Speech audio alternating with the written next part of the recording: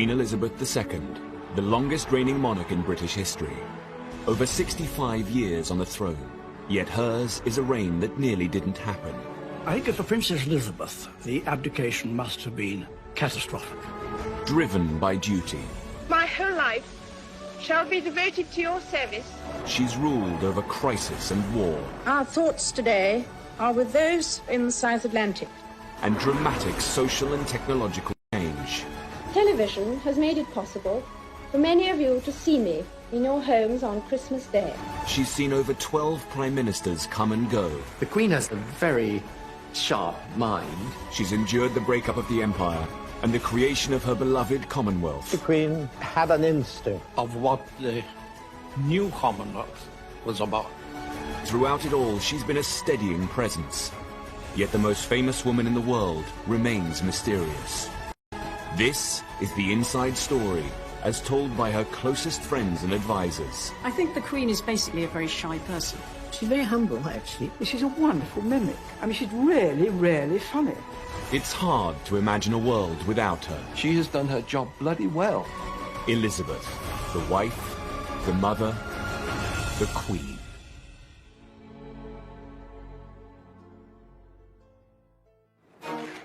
The 90s had been a very difficult decade for the Queen. She dealt with a very public backlash after the breakup of her children's marriages. It has turned out to be an annus horribilis. And following the death of Diana, public opinion was at an all-time low. The Queen was seen as out of touch, traditional and too formal. As the 21st century beckoned, the monarchy needed once again to rethink the way it related to its people. Tony Blair had swept to power in 1997. We ran for office as New Labour, we will govern as New Labour. He was the Queen's 10th Prime Minister, her youngest to date, and perhaps her most modern. And he was all too aware of the importance of her role as our monarch. The Queen regards the monarchy as a huge responsibility, and all of her life has been trying to live out this sense of duty and obligation and to make sure that the monarchy remains still relevant to people. I found her ultimately knowledgeable about issues and with this ability to kind of sense where public opinion was in a way that would have put to shame many politicians. Alistair Campbell was Tony Blair's Director of Communications at the end of the 90s and has written about the Queen. One of the people I interviewed, one of her circle, talked about how important it is to her that she is held in affection. He said the opposite of affection is disaffection, and if you have a public disaffected with the monarchy, you have no monarchy. The new century was a chance for the Queen to rebuild bridges and reconnect with her public. And Tony Blair wanted to help the monarchy do just that. To celebrate the arrival of this century, New Labour built the Millennium Dome and planned a huge New Year's Eve celebration to be televised to millions of viewers. Tony Blair wanted the Queen to be guest of honour and join her people at this significant time. It was obviously a very big moment in history. Yeah, and it was important that she was out there on that evening, I think. The idea was that the Queen and the nation would be entertained by breathtaking acts from all over Britain. There's this wonderful performance that was going on 60 feet above our heads. I had this terrible vision of these people somehow falling from the top of the dome and crushing the royal family, and thinking that this is not a great headline for the world. The Millennium celebrations included a spectacular fireworks display. But inside the dome, Blair's plan was turning into a night the Queen would rather forget. News editor Stuart Purvis was a guest at the dome. You have to remember that the Millennium Night celebration at Greenwich was not a royal production. It was almost a political production, really. And it showed. It was really a bad event. I suspect the Queen thought, this isn't one of my shows, if you like. And she was really not comfortable with the whole thing. As Big Ben struck midnight, the whole dome broke into Auld Lang Syne. This was all a bit weird. Suddenly, it was a kind of family occasion. And what do you do? Well, of course, probably Tony Blair and Cherie, like in our household, they shake out, they do all this. Well, Scottish household, households, grand Scottish households, they don't do that because the ladies don't want to get all their diamonds and things cluttered up with that, so you hold hands like this. So the Queen and Prince Philip were doing it their way. Tony and Sri were probably thinking, well, how do we do it? And so everyone is feeling a little bit awkward. Her discomfort was palpable to the millions who watched the celebrations on TV. I think Tony was just a little bit conscious of the fact that he's bringing in the new millennium with the Queen, and that's never been done before. So, do you grab her hands and make them cross over? And said, no, I don't think it'd been rehearsed. Well, the whole razzmatazz of the thing, I don't know. It's sort of... It wasn't as you normally see her.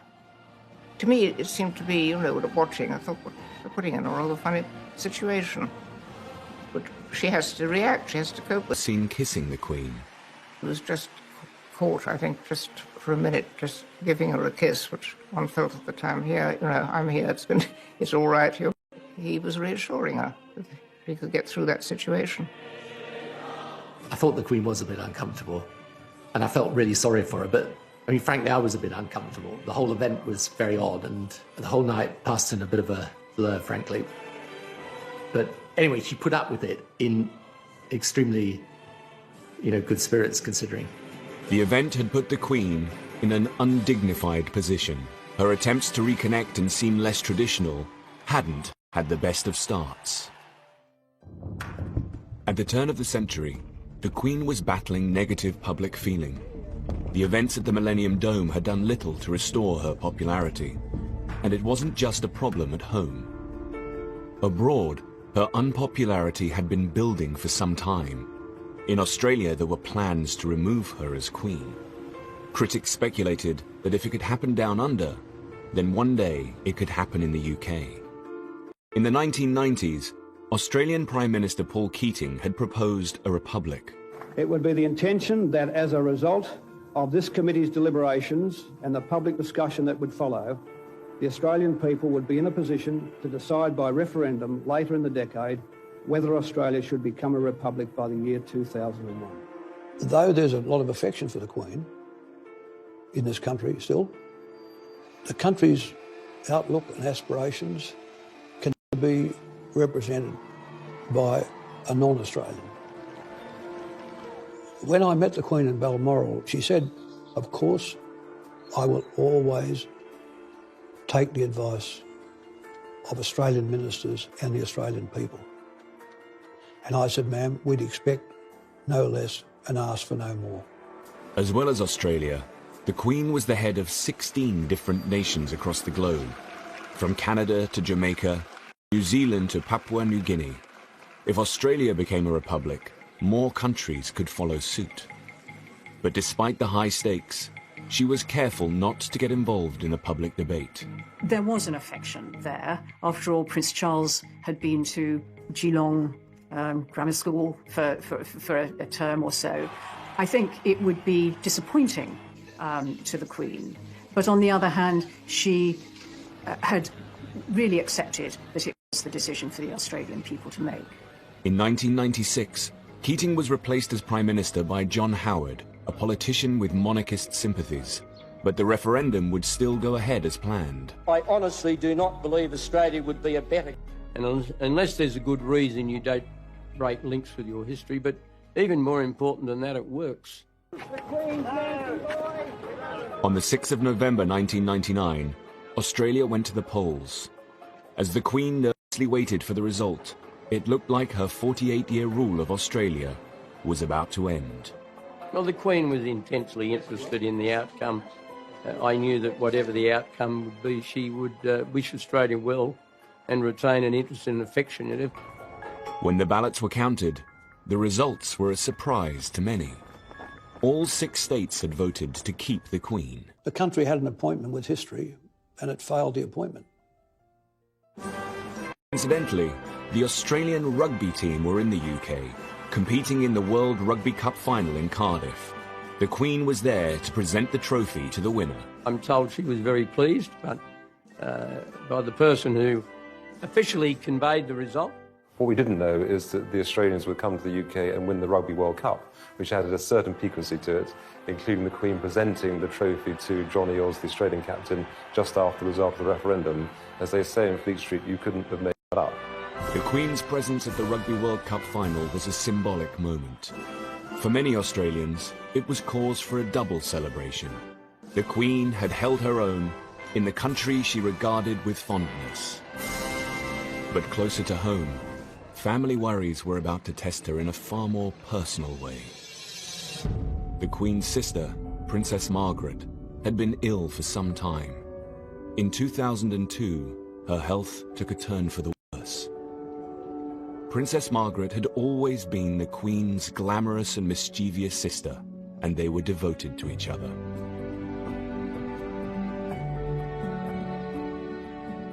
She was the companion of her childhood, and she was younger than the Queen, and they did talk a lot, more or less every day, so she was a very, very constant presence in her life. Growing up, the Queen's family had been a tight-knit unit. They called themselves Us Four.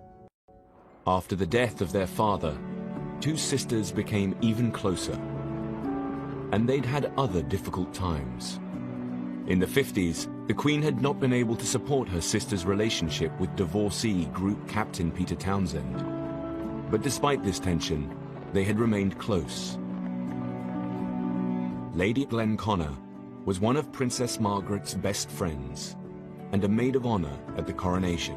Princess Margaret adored the Queen and was always very loyal. I mean, she always talked and was very proud of what the Queen had done and all that. During the breakup of Princess Margaret's marriage to Anthony Armstrong, with her a lot, and she sort of did her best to make it better for Princess Margaret, I think. In February 2002, Princess Margaret died from her third and final stroke. The Queen had lost her only sister. Well, I would imagine she was expecting it, because she had Princess Margaret been ill for a very long time. We were all devoted to her. She was so good to everybody, and I think a lot of people wept a lot.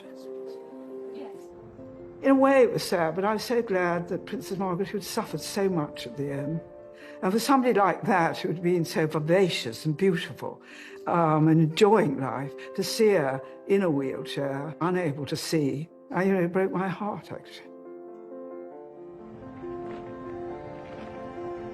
Princess Margaret's funeral was a relatively low-key affair for a member of the royal family. For the Queen, it was a doubly sad occasion. Princess Margaret's funeral fell on a very painful anniversary. 50 years ago to the day, they had buried her father in the same chapel at Windsor.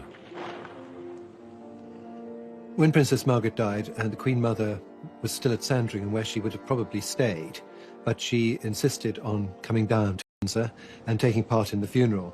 A fragile Queen Mother didn't want to be seen by the press. We all sat in front, all the ladies in waiting, together, and it was terribly poignant because the Queen Mother was a wheelchair, and when the coffin went by, she tried to stand up. I think she may have been helped up so that she could be standing when Princess Margaret's coffin went. Princess Margaret was cremated, one of the first members of our family, I think, because she wanted to be buried between her parents. There was any room, really, for ashes.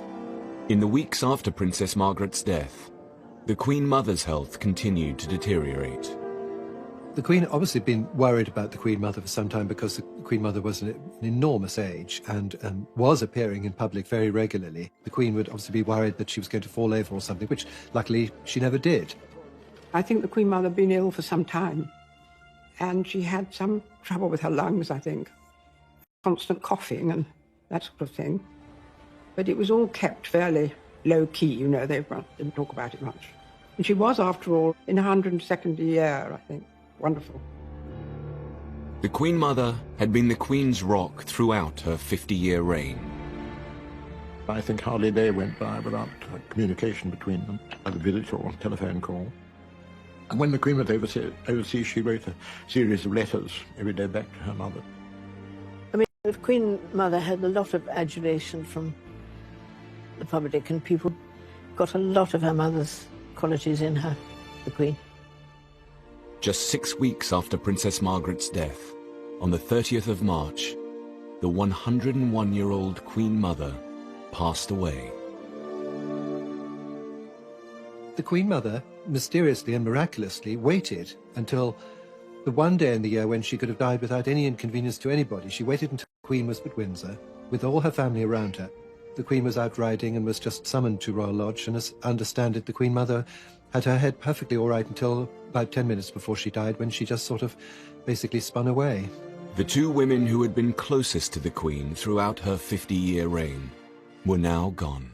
She'd lost her mother, who was not only a friend and companion, but her mother, somebody she spoke to every day on the telephone, that she would visit regularly, that she knew and loved, and was the link also with her father, a key figure in the Queen's life.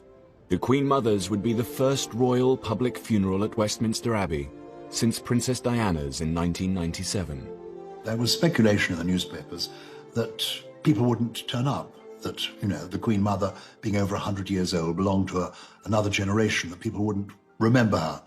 In fact, people turned up in their hundreds of thousands. I mean, the country was mourning. Sir Michael Wilcox was the Queen's black rod at the time. He was her daily representative in Parliament and responsible for many ceremonial duties. After the Queen Mother's death, he organised for the coffin to be brought to Westminster Hall, where the public would come to pay their respects. Initially, when she died, and at the first coordinating meeting at Buckingham Palace, there was a sense that we should only open the lying in state for a limited period during the day. And I argued against that. I felt that the nation would turn out for the Queen, both in sympathy and to show their affection. We opened on the first morning, and within 3 hours we had a 3-mile queue. And I then said, OK, we'll keep it open 24 hours a day. It was overwhelming, and the queue went right the way out down the other side of the Thames. There were all kinds of people. There were young children, young mothers, young families, and the older generation. So you name it, and they're in that queue. Over 1 million people came to mourn the Queen Mother. It is the fairy tale Queen Mother, the mother of our sovereign. For much older people, she was the Queen during the Second World War. She represented their lifetime story. There is an outpouring of emotion that is about oneself, one's country, exemplified in the life of the person who has died. One hesitates to compare it to the emotion over Diana, but it was, after the death of Diana, swung decisively in the monarchy's favour. She's had a great life. Diana only had a short life, but she's done so much for history, she's gone through so much, and she just really puts the backbone back into Britain. She was a wonderful lady. We love him very much, and he do a lot of good for we. As the Queen left Westminster Hall, the crowd reacted in a surprising way. It would be a transformative moment as the public now began to support the Queen. There was this very polite, very discreet clapping, which was almost symbolising the transference of affection from one great matriarch to another, and I know that the Queen was very touched by that. On the eve of the funeral, the Queen addressed the nation. Ever since my beloved mother died over a week ago, I have been deeply moved by the outpouring of affection which has accompanied her death. But the extent of the tribute that huge numbers of you have paid my mother in the last few days has been overwhelming. I thank you for the support you are giving me and my family as we come to terms with her death and the void she has left in our midst. Well, it must have changed her life enormously to lose her mother and her sister within a few months of each other like that. It must have been very traumatic for her, very sad. I think she missed them a lot. I mean, suddenly she lost her two best friends, really. After the service at Westminster Abbey, the Queen Mother's coffin was taken to Windsor Castle, its final resting place, alongside her husband and daughter, Princess Margaret. I think with the death of the Queen Mother, there was a subtle change in the role of the Queen. Now, the Queen was the oldest member of the family. She was the matriarch. She, as it were, was moving into the Queen Victoria role. She was the senior member of world royalty. And some people say that that almost freed her, that she seemed to relax a bit. Well, Martin Charteris, who I think was her best private secretary, always used to say, wait and see what happens when the Queen Mother dies. Because I think with any parent, somehow they're always looking over your shoulder. And suddenly, she did blossom. There's no question about it. These deaths would herald a new era in the Queen's reign. At the turn of the century, the Queen had lost two the most important people in her life, her sister Princess Margaret and the Queen Mother. Despite the public's sympathy for the Queen, the sovereign still had a problem with her image. She needed a new way to connect to her people and show that she was in touch. She and her senior advisors had created a working party to develop a new strategy. They called it the Way Ahead Group. She, not just the Queen, every single member of the inner royal family came to the Way Ahead Group and private secretaries. The meetings were sometimes a bit chaotic. I recall that the Queen had a bit of a tendency to chat to whoever was sitting next to her rather than paying full attention to the proceedings. The Duke of Edinburgh had to sort of call people to order from time to time. One of the issues the group looked at was the itinerary for the Queen's public engagements. The Way Ahead Group suggested that she made her visits edgier and more inclusive. We needed to look at the way the royal programme was made up and modernise it a bit and make sure that the monarchy reflected society more accurately. I mean, there were lots of visits around the home counties because of the proximity of Windsor and Buckingham Palace. Should there be a greater geographical spread, making sure that, different parts of the country saw all this happening. When she visited industry, she tended to go to factories when actually the way the economy had moved was that there were far more service companies. For instance, in the entertainment sector, it's easier to get a little bit stuck in your ways. This was a deliberate attempt to just nudge things forward a bit. The Queen is very pragmatic. She's willing to look at the pros and cons of an argument and then go for something that's, the modern way of doing things. That's another feature of her character. 2002 would be the Queen's Golden Jubilee year, marking 50 years on the throne. But had the Queen done enough to reach out to her people? Had the Way Ahead Group's planning been successful? I remember the Silver Jubilee of 1977, and what a huge event it was, how exciting it was, the street parties. And then as we came up to the Golden Jubilee, 25 years later, 50 years of Elizabeth II on the throne, I sensed, oh goodness, it's not going to be as big an event.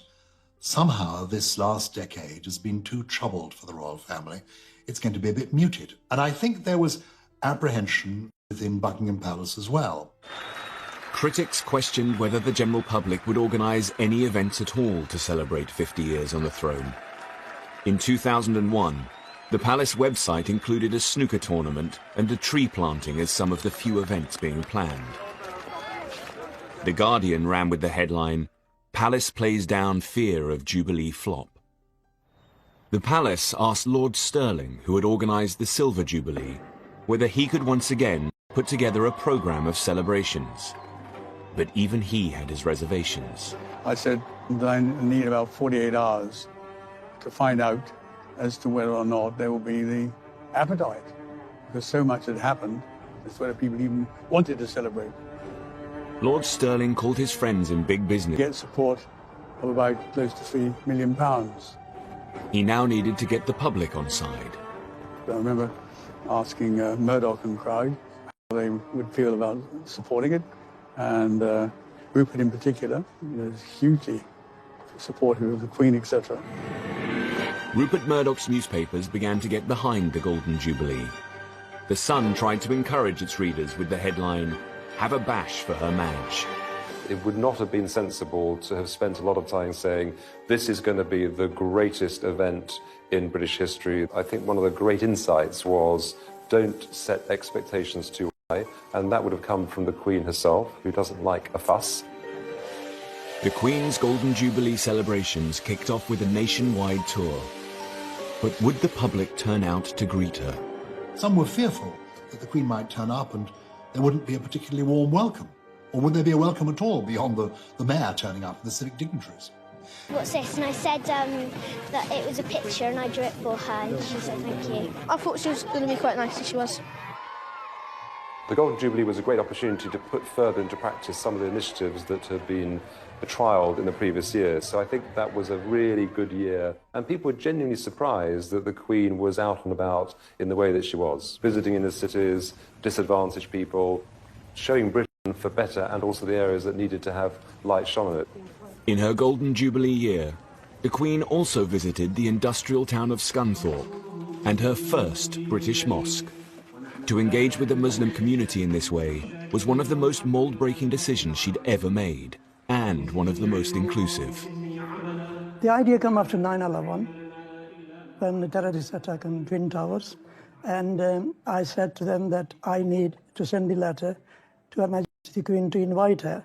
We got a top-class mosque in London and all this area, and she decided to not go there, but decided to come in small, tiny town, North Lincolnshire, which was great. 9/11 just happened. There was a lot of from Her Majesty the Queen to come to the mosque at that time to show that doesn't matter what happened, nobody can divide us, and we are one nation and one people. And I personally really appreciate that. She took the shoes off and she came into the mosque. We were all lined up, everybody, to meet her. We were all anxious and not really prepared, but when we met Her Majesty, it was like meeting someone that we knew from our childhood. She was such a nice, down-to-earth person. Queen takes a huge interest in people when she meets them. I mean, she doesn't just shake hands and turn away. She really wants to talk to them and to know what they're doing and what their interests are. She was very interested in the history of Islam, especially the Mecca, because we had all the pictures here, you see, and she was asking about that. And I was lucky enough to give her a Quran myself, which she accepted, and I think is still somewhere kept in a safe place, maybe in Buckingham Palace, I don't know. And she might read it. She is Queen for all of us, and it is fantastic that we made the history. Rest of my life and other people's life, it will stay with us. You know, what she did was really, she won the heart of millions of Muslims. At the start of the century, the Queen had been unpopular and out of touch. In her Golden Jubilee year, she showed that she was prepared to evolve as she met different kinds of people and went to new places. Change has become a constant. Managing it has become an expanding discipline. The way we embrace it defines our future. Her Jubilee Parade in June 2002 was the ultimate example of this relaunch. This was a new, more inclusive kind of monarchy. 20,000 people marched down the Mall, including firemen, circus performers, Bollywood dancers, and even Hell's Angels.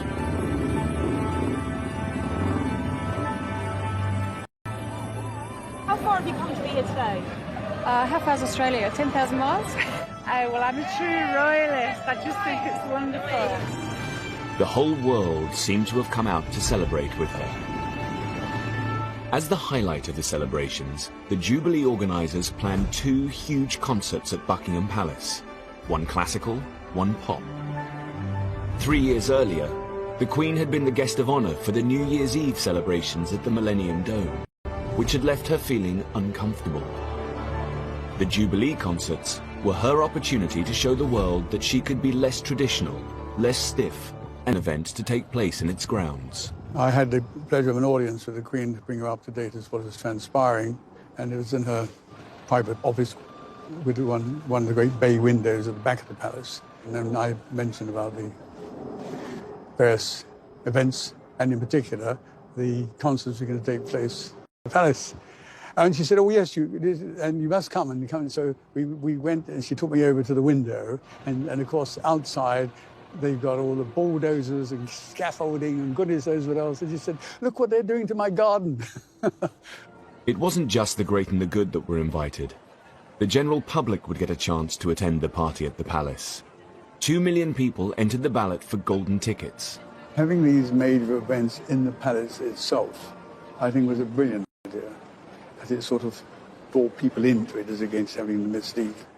The pop party at the palace lasted for 3 hours. Concert's iconic moment would be Brian May from Queen on the top of Buckingham Palace.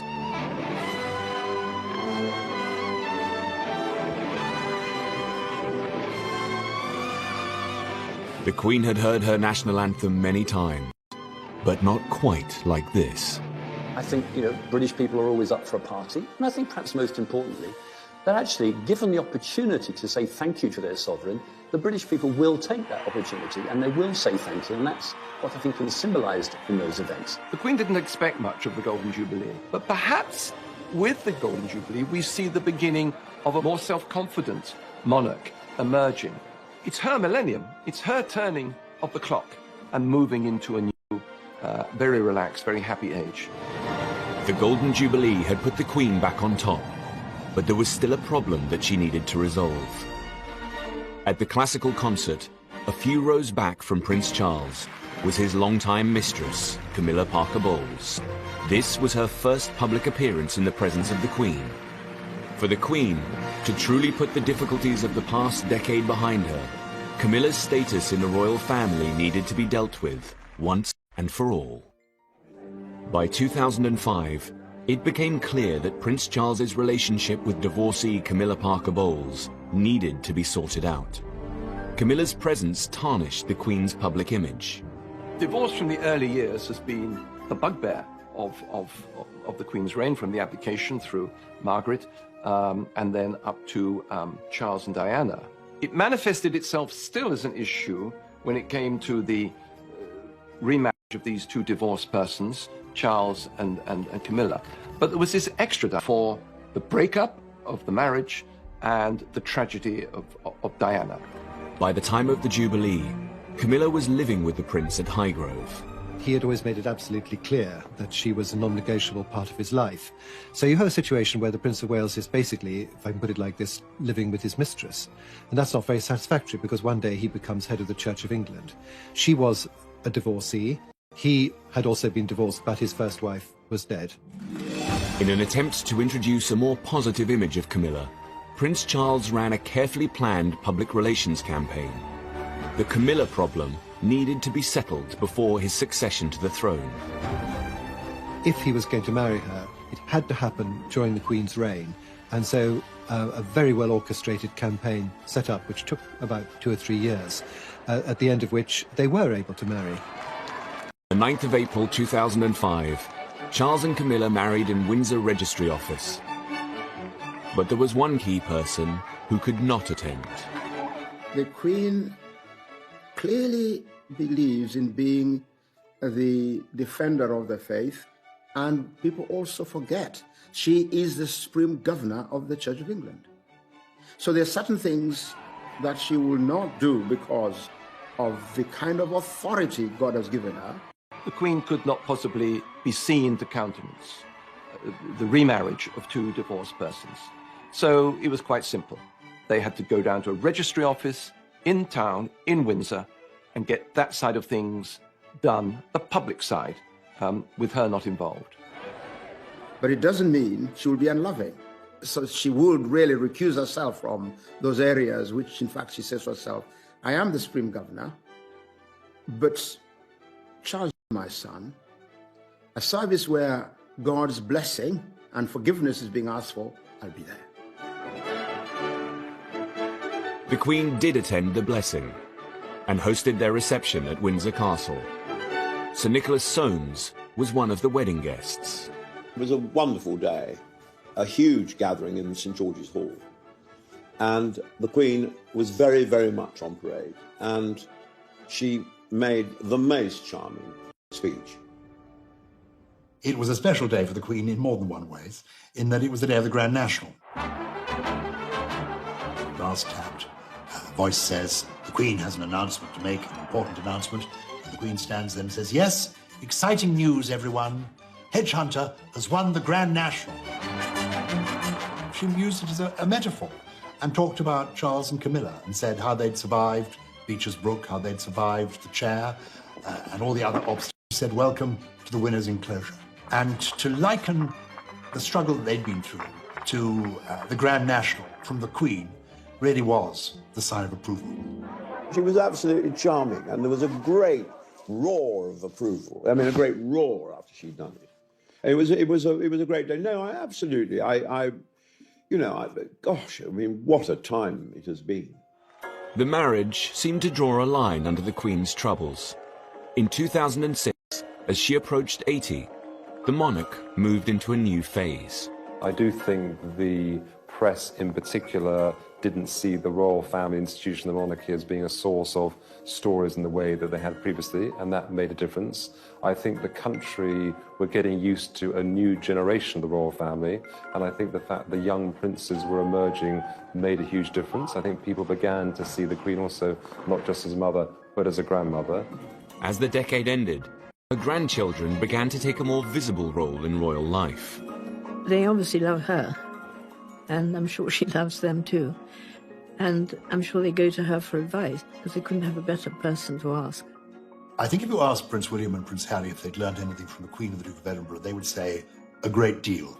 I know that's the case because I've heard them talk about their grandparents in terms of respect, affection, but also seeing how they do things. And if you like the style of Prince William and Prince Harry, it's because they've learned a lot from past masters at the game. As the Queen headed towards the end of the decade, she had a new confidence.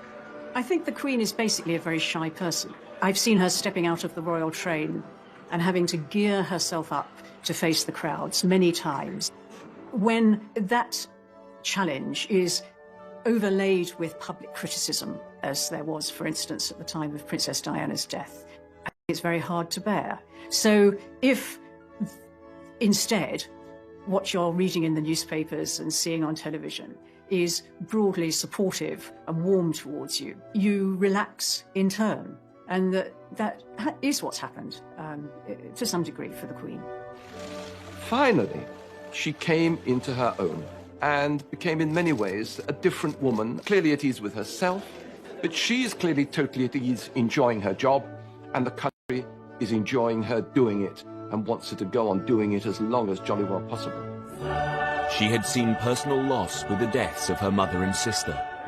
She had seen her son and heir, Prince Charles, remarry, and she had proved her relevance to the British people. At the end of the decade, her popularity had never been so high. The world now saw a more self-assured monarch, the nation's grand. Recognize that you have to be more out there with the people in today's world, but you never forget with her that she's the Queen, and that ability to retain the aura at the same time as move with the new age, that's really what marks her out, I think. In 2012, the Queen celebrated her Diamond Jubilee, marking 60 years on the throne. She became only the second monarch in British history to reach this landmark. The first had been her great-great-grandmother, Queen Victoria. Queen Elizabeth II's reign had encountered many highs and lows in its 6 decades, but she had come through them all. Inevitably, a long life can pass by many milestones. My own is no exception. As the Queen moved into her 90s, the decade would test her strength, wisdom, and moral leadership. But in 2012, the UK prepared to celebrate the Queen's Jubilee and thank her for her years of service.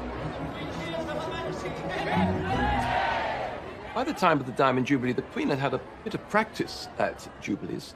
They didn't worry her so much anymore. She had entered this more serene, less controversial aspect of her reign.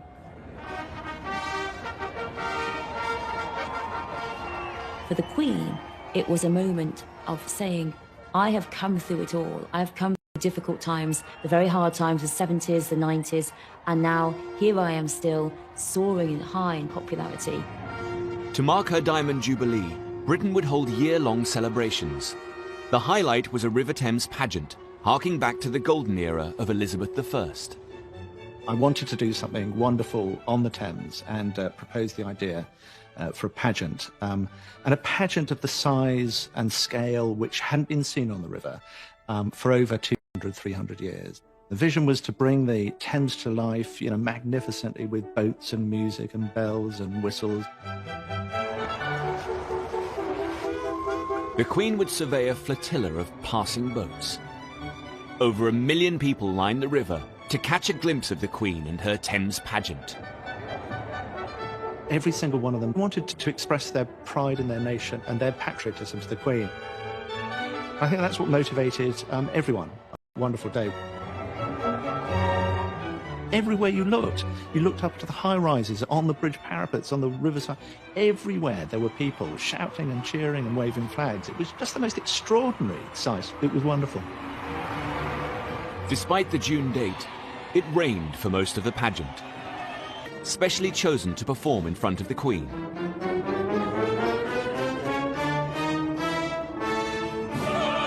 One of the singers was Monica McGee. We sing Land of Hope and Glory, and then we're greeted by the royal family. And it is honestly one of the wettest weather experiences I've ever encountered. But until we actually saw the Queen, it didn't quite hit us precisely how fantastic this occasion really was. And then I don't think anyone felt wet or cold. And I think it just took on a kind of quite strange, otherworldly moment. We just think this is our job, to honour this woman and try and do our job really wonderfully for someone who's done her job for decades. And I'll always remember the image of the singers with mascara running in the rain. I never imagined it like that in the 3 years of planning, that's the way it would turn out. But it was wonderful in the way it was completed. There's also, I think, a feeling of poignancy on her part and on the part of those who were there, that this could well be the last time. That the idea that maybe one day, before too long, we won't be saying, God save the Queen anymore, added something to that. As one of the world's longest-serving sovereigns, the Queen has a unique wealth of experience to draw on. She meets more people who are experts in their field, including politicians and industry experts and people from academia, than probably anyone else around. Throughout her reign, she's received red boxes with ministerial papers and briefs from Downing Street every day. It's hard work it is when you think about the Queen every night of her life. Most people can probably go home and do what they want to do, but the red box appears every single night. As long as she's been monarch, the Queen has held a weekly audience with her Prime Minister. From Winston Churchill to Margaret Thatcher and Tony Blair. At a superficial level, she was just the Queen, listening to the Prime Minister, as it were, and exchanging different conversations with the Prime Minister. But as the time went on, in my interaction with her, I came to have a real regard for her basic judgment and perception about society, about the country, about the people of the country. All this helped to end hundreds of years of hatred against the British.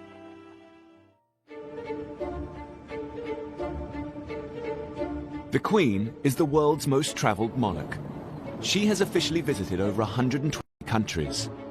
But in 2011, she went to a new place, just 100 miles across the sea, the Republic of Ireland. She was always really interested in the peace process, very committed to it. One of the few conversations where she literally picked up the phone and you held the phone, as they said, as the Queen on the phone, was after the Northern Ireland peace agreement.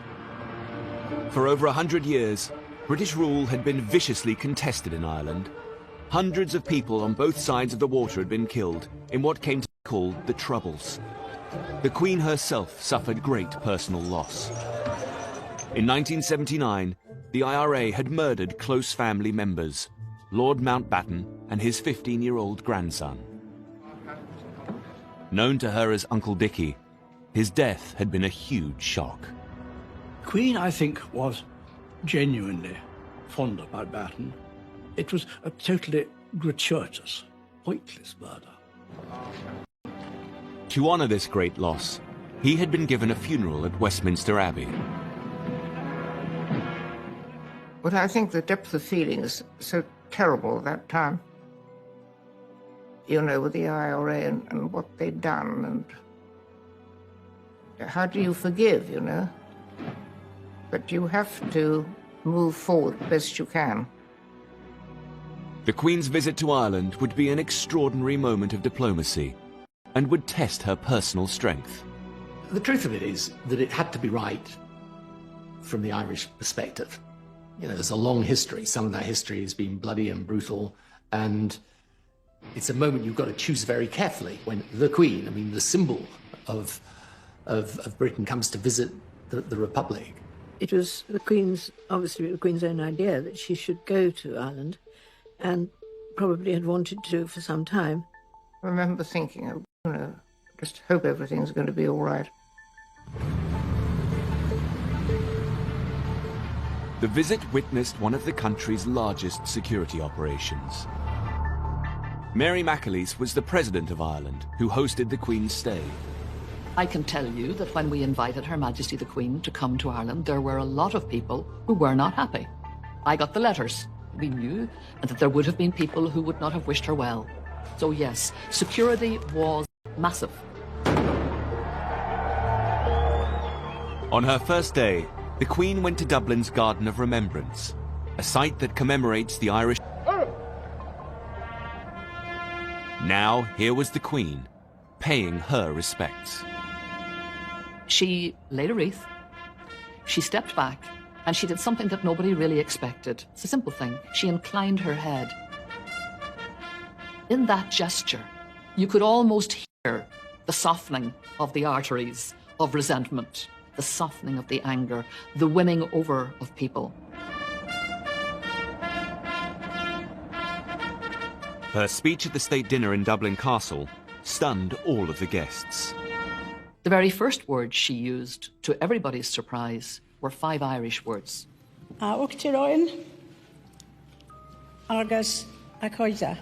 President and friends. My reaction just was wow. And I was watching right around the audience where everybody else was saying, wow. The saying of that in the Irish language went deep into the hearts of people because for generations, the British establishment had tried to obliterate this ancient language and had come very close to doing so. The speech continued in a very personal tone. Through the history, our islands have experienced more than their fair share of heartache, turbulence and loss. These events have touched us all, many of us personally, and are a painful legacy. We knew that she was talking obviously about Lord Mountbatten. We could feel this was a human being whose hurt and pain was real, happened in our time, happened as a result of our historic enmity. The entire trip took some very bold and risky decisions. On the second day, the Queen visited Croke Park, the spiritual home of Gaelic sports. But it was more than a sporting venue. In 1920, this was the site of the first Bloody Sunday. In 1920, in the middle of a match, British forces went through the gates in tanks. They opened fire on players and on spectators and killed a lot of people and maimed more. It became a moment of utter rage for Ireland that fueled the ongoing historic resentment. The president of the Gaelic Athletic Association, Christy Cooney, took the Queen to where the massacre happened. I'm sure her people had explained to her exactly what Croke Park meant. I'm sure she was aware of Bloody Sunday, and she would have known the environment she was coming into. My memory of her walking onto the pitch and Christy Cooney saying to her, this is where British troops came in and killed 14 people on Bloody Sunday. And I can still remember a voice that was breaking with real heartache. And she just said, I know. I just thought she carried it off extremely well. The Queen's empathy had helped her forge a new relationship with Ireland in a way that no other British statesman could have done. It's a sort of healing process in her presence, I think. And that is for her enormous capacity to bring people together, probably wouldn't normally want to get on particularly well. The visit was a huge success and brought Ireland and Britain closer together. The Queen would take the peace process a step further a year later in a previously unimaginable act. In 2012, she flew to a charity event in Belfast, where she met with Deputy First Minister for Northern Ireland and former IRA commander, Martin McGuinness. Simple handshake between the head of the British state and a former IRA commander. To be prepared to reach out and shake the hand of the people who, has been responsible for the death of someone who was very close to her. She was prepared to overcome all of that legacy, all of that history, and in the interests of peace to reach out and do it in a genuine way. The signal of that handshake was worth millions of words. For both sides in the equation, there would have been considerable difficulties. You can imagine the kind of pressures on both. And yet, both of them are leaders. And that's what leaders are called to do, you know, to push out into the deep, to do the difficult thing, to do the courageous thing, to do the risky thing. I mean, what a gesture. If you can do that, I think most people could do a lot more than they do to make things better. As head of state, the Queen has built bridges in ways that no politician could have done. Back at home, her responsibility in this role is one that she's had to carefully navigate over the years. The Queen must be above politics, but she is a crucial cog in our constitution. Not only does she officially open Parliament, she is still the only person who has the power to appoint a Prime Minister. She's a person who has to be satisfied that the Prime Minister has a sound majority and a basis for exercising power. In 2010, Labour Prime Minister Gordon Brown called a general election. The polls showed that there may not be a clear winner, which would leave the Queen in an unprecedented scenario about who to appoint as Prime Minister. I was working in Number 10 at the time as the Prime Minister's official spokesman, and it was pretty clear in the run-up to that election that it was either going to be a hung parliament or a coalition government, so we could actually work out what would happen. As a result, the Queen's advisers came up with a set of written guidelines, for the first time defining what part she should play. The Cabinet Manual does make absolutely clear that the Queen has no role other than a formal role in appointing the Prime Minister. She has no discretion in those areas. In the event, Labour lost their majority, but the Conservatives didn't have enough seats to form a government. With the outcome of the general election, we find ourselves in a position unknown to this generation of political leaders. As talks got underway for a coalition government, the Liberal Democrats, led by Nick Clegg, were courted by both the Conservatives and Labour. But these discussions would take time. The Queen remained at Windsor Castle for the 5 days of the coalition negotiations, so that no one could accuse her of intervening in the process. I was in the Prime Minister's study when he called Nick Clegg on the Tuesday afternoon and said, "Nick, I can't wait any longer, nor can the Queen. I need your answer." And Nick Clegg then had to make the decision that he would go into coalition with the Conservative Party. I've informed the Queen's private secretary that it's my intention to tender my resignation to the Queen. I shall advise her to invite the Leader of the Opposition to seek to form a government. For his final trip to the palace, Gordon Brown took his wife and 2 small sons, as Labour bowed out of power.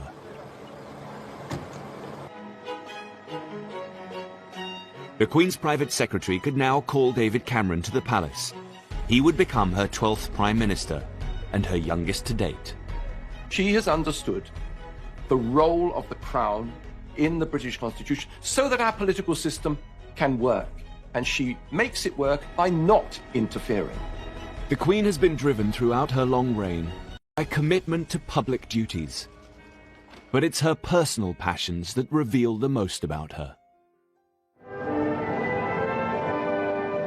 The Queen's long reign has presented her with many challenges.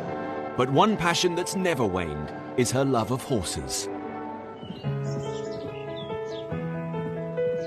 The Queen is not only very keen on horses, but is also one of the great horse experts we've got in this country. And I'm sure for Her Majesty the Queen, who has been involved with horses for all her life, she finds them a great way to relax and to reflect.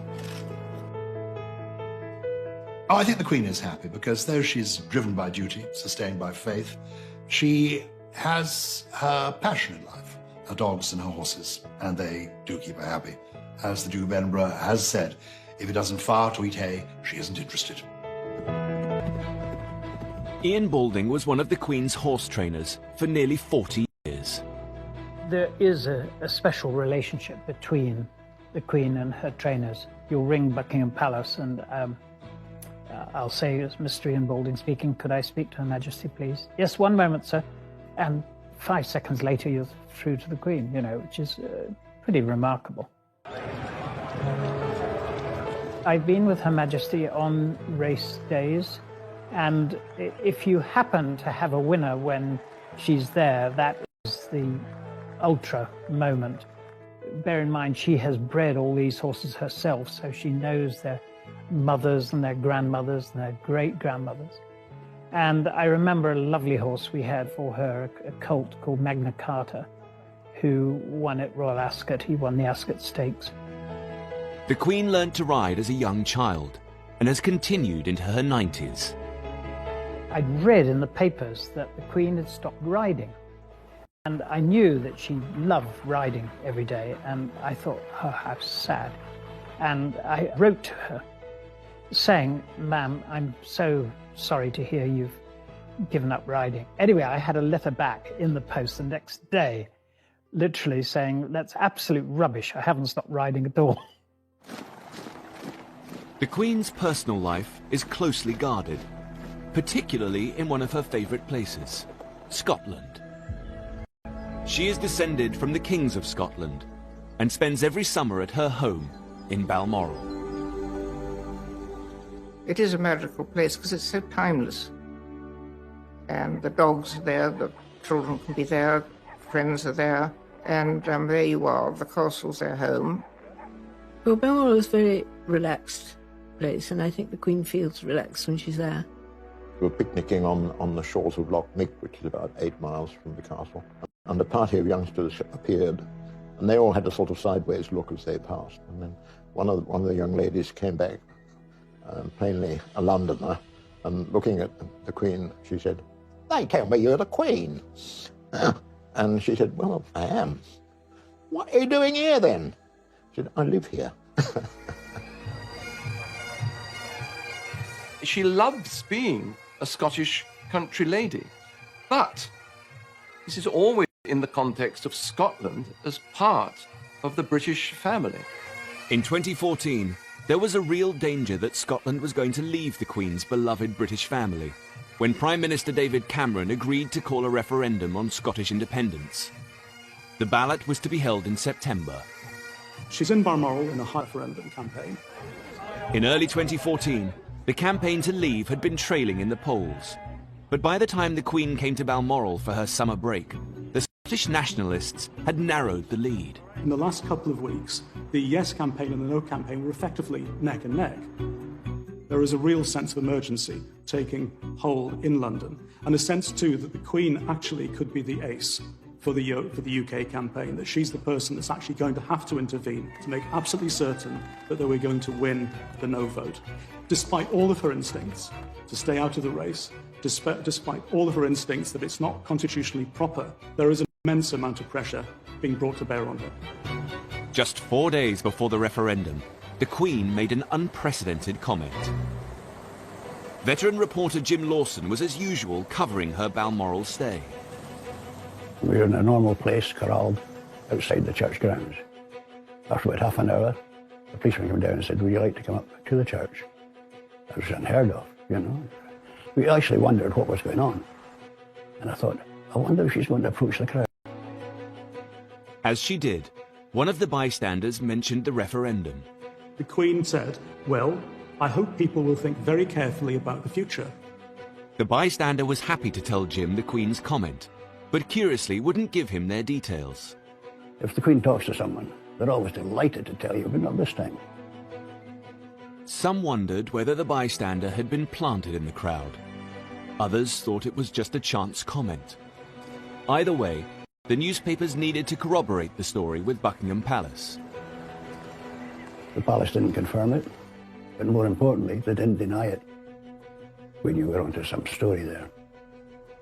Now, if you translate that to you're standing on the edge of the cliff and the Queen says to you, think very carefully about what you're about to do, she's not advising you to jump, is she? Newspaper editor Severin Carrell felt the comment was the result of a lot of thought.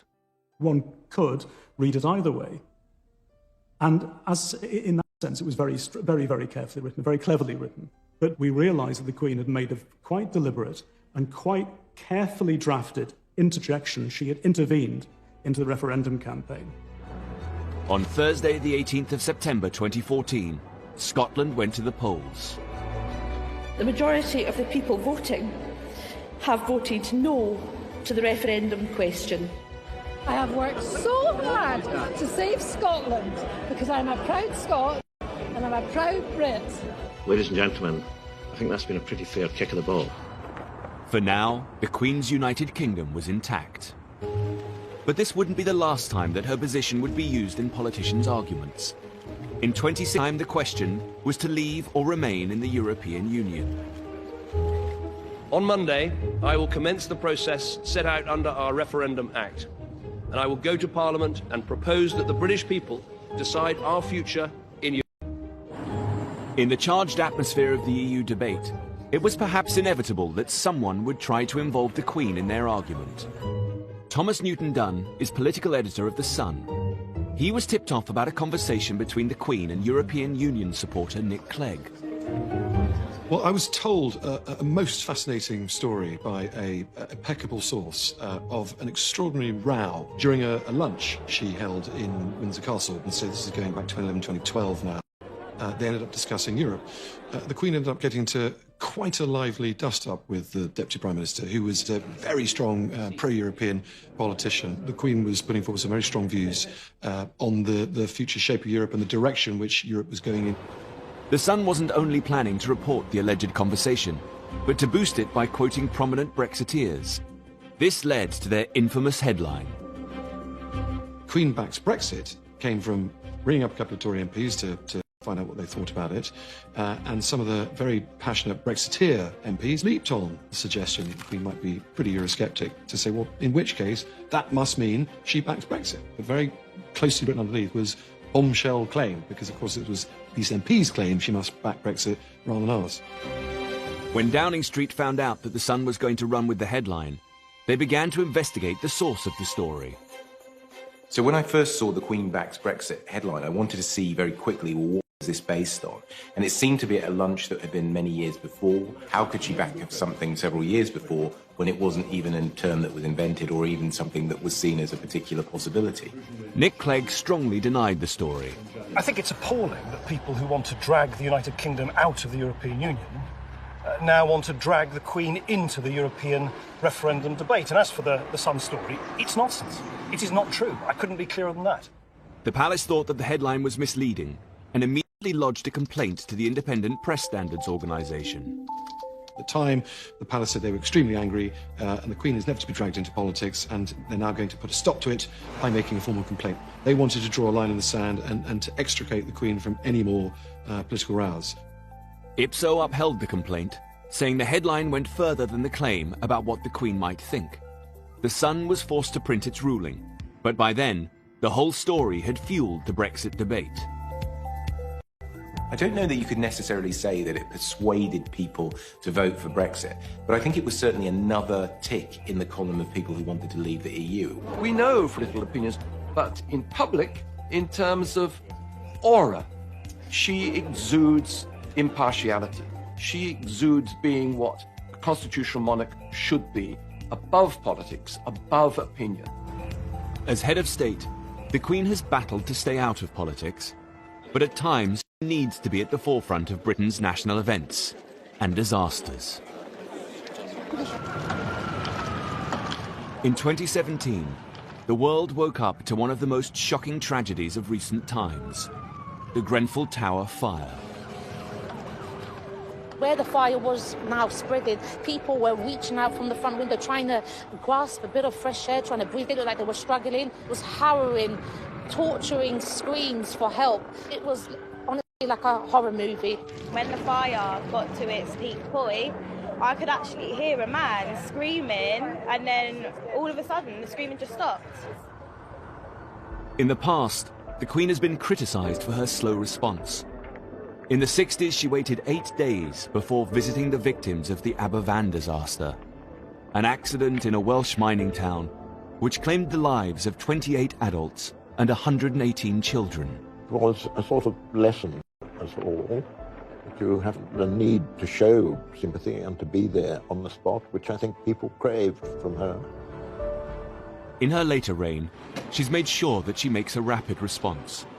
Just 48 hours after the Grenfell Tower disaster, the Queen came to see the relief effort. One of the first charities to help at Grenfell was the British Red Cross. Mike Adamson is their chief executive. I think the visit of the Queen showed that the nation stood in solidarity with the community at Grenfell, and that community had not been forgotten, and people wanted to express their empathy for the experience that they had had. And the Queen, I think, has a unique ability to do that because of the way in which she conducts herself with such dignity and a sort of quiet, caring approach. And she went immediately to greet people, to say hello and how are you? And this was a big event affecting a lot of people in our country. She showed her sympathy and empathy and tried to reach out and wanted to be there to help. It was very moving. It's actually bringing tears to my eyes. To see her here, it shows that she is sincere and she truly cares. She looks at me directly in my eyes and I can see that she cares. Thank you for coming. The Queen's entire reign has presented her with many difficult moments. But the 2010s also held happier times for the 90-year-old monarch, as a new generation of royals came to the forefront to support her. 11. The Queen prepared to host one of the most iconic royal events of her reign. Her grandson and second in line to the throne, Prince William, married his university sweetheart, Catherine Middleton.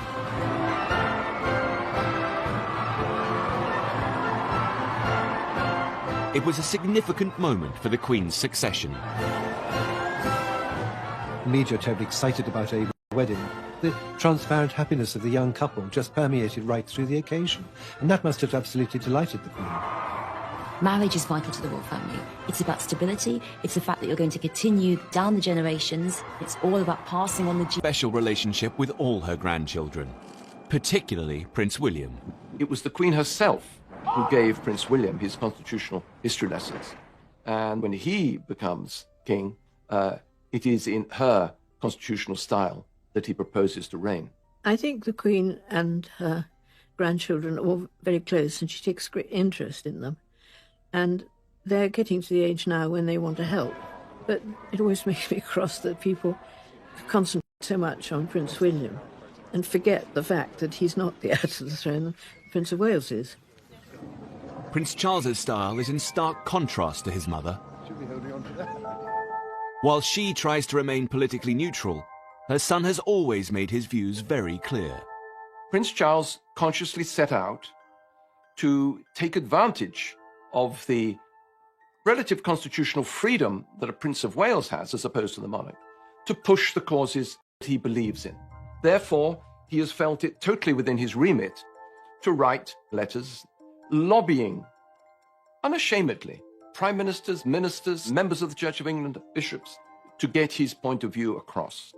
He didn't write me that many letters, but when he did, they were perfectly sensible things. I mean, and they were much more in the sense of saying, look, I've been talking to people, for example, about countryside issues, or they might be about defence questions, and certainly around issues to do with climate change, the environment, and so on. He seems to have proclaimed that this is going to continue once he becomes king. And he believes he can rule in a different constitutional style from his mother. He will do very well. But, you know, I think that's all in the future. But I don't think one wants to be under any delusion of the fact that this will be a great task.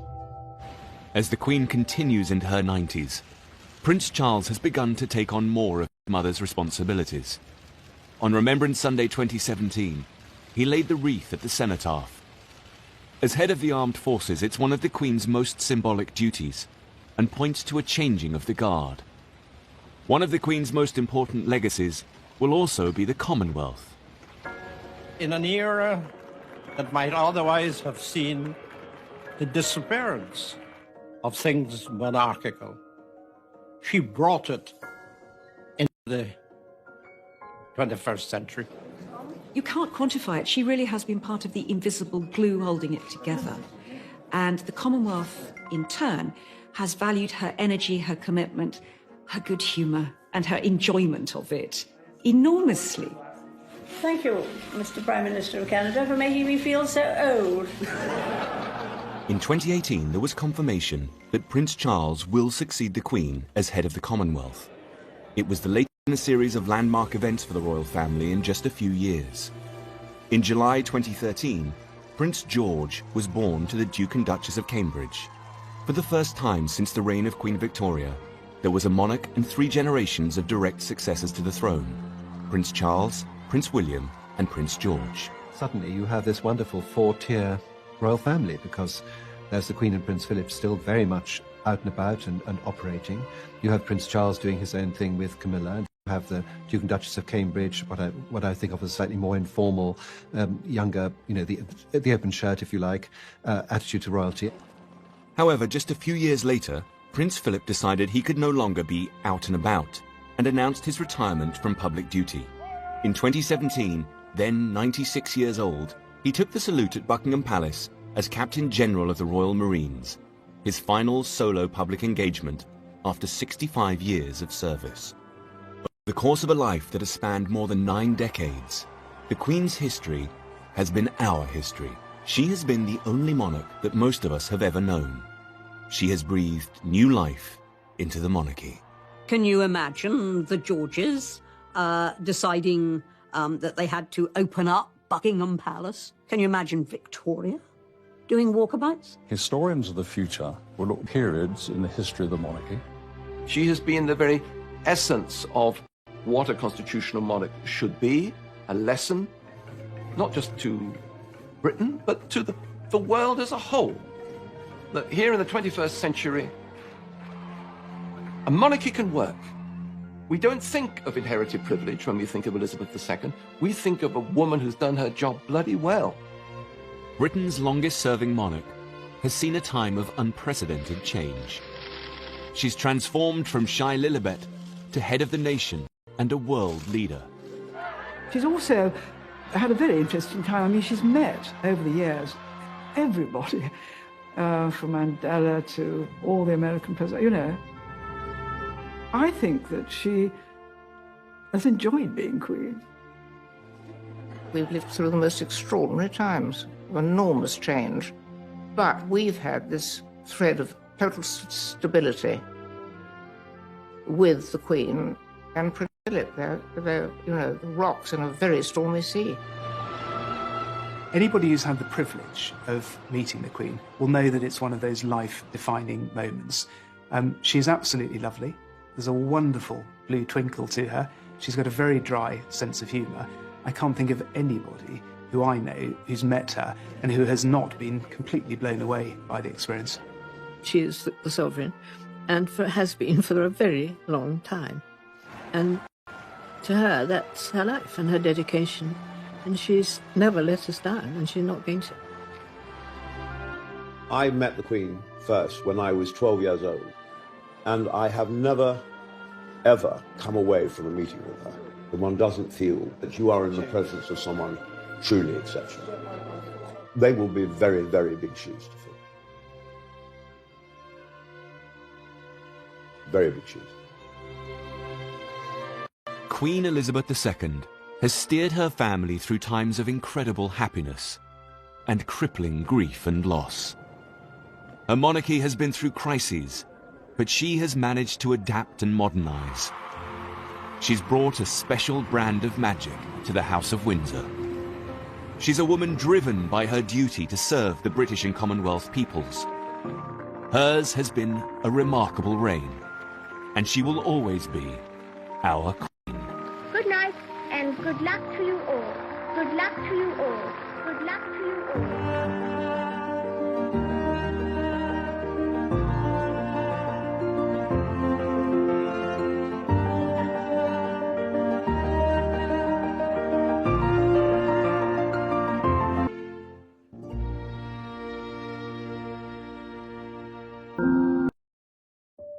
Difficult decade for the Queen.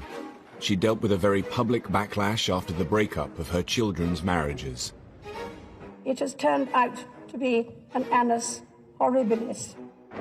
And following the death of Diana, public opinion was at an all-time low. The Queen was seen as out of touch, traditional and too formal. As the 21st century beckoned, the monarchy needed once again to rethink the way it related to its people. Tony Blair had swept to power in 1997. We ran for office as New Labour, we will govern as New Labour. He was the Queen's 10th Prime Minister, her youngest to date, and perhaps her most modern.